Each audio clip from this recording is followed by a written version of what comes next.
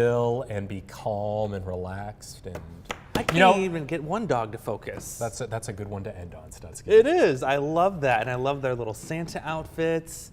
I tried to do it with Cooper, and he wanted to eat it. No go. No, it wasn't working. So Yeah, there's that. there was that. Yeah, exactly. A whole lot of weather to talk about this morning. We're going to be going all over the place today. By the time we get to tonight, you're not even going to know what month you're in. Oh, no. Because we're going to have everything you can think of weather-wise, with the exception of anything violent. I want to preface that. We're not talking about tornadoes or anything like that, but it's certainly going to be active for the second half of our Friday. Traffic-wise, live view of Interstate 80, no problems here. There is an issue, though, if you're taking 380 up near the Iowa City area.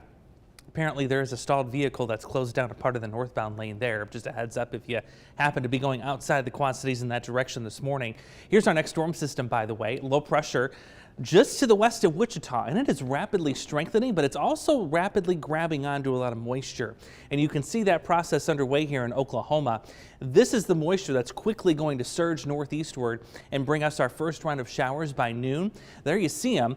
They're in and out very quickly, but we're still going to have some scattered shower activity even into the late afternoon hours. It's going to be windy, light winds this morning, increasing as we go throughout the day with gusts close to 20 miles an hour and temperatures rising to 50. The warmest part of the day, though, isn't this afternoon. It's late tonight because we're actually going to see a little bit of what we call a warm slot working in from the south and west. That's going to jump temperatures in the mid to upper 50s, and also enough instability that you're seeing some scattered shower and thunderstorm activity popping in here after 8, 9 o'clock. And can't rule out the possibility that one or two of those storms could have a little bit of hail with it. Now, the main severe weather event today is going to take place to our south, but even this has nudged a little bit further north compared to what we saw yesterday.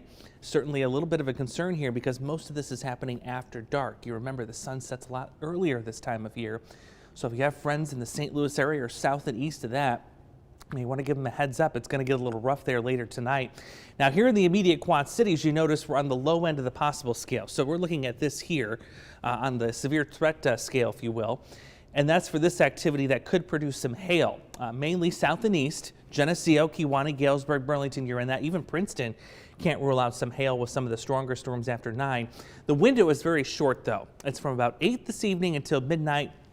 Then that threat will be out of here and push off to the east. Then we wrap this storm system up with some snow showers tomorrow morning, mainly north of the Quad Cities, significantly colder too to kick off the weekend. We'll have temperatures in the 40s, but a whole lot of wind. You know, that means wind chills in the 30s tomorrow. Dusting Quad Cities points north, shoveling snow north of Monticello through Dubuque. That really hasn't changed. Looking at the forecast outside right now, 32 degrees in Davenport, 33 in Moline. Let's take it through the next 8 because there is still some impressive warmth waiting for us next week.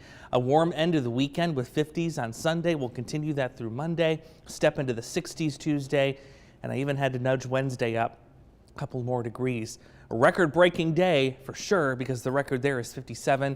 We'll have no problem doing that. It'll be a lot of wind, but those of you who have not packed away the shorts and the short sleeves, you have still got another opportunity come the middle of next week. Andrew, thank you.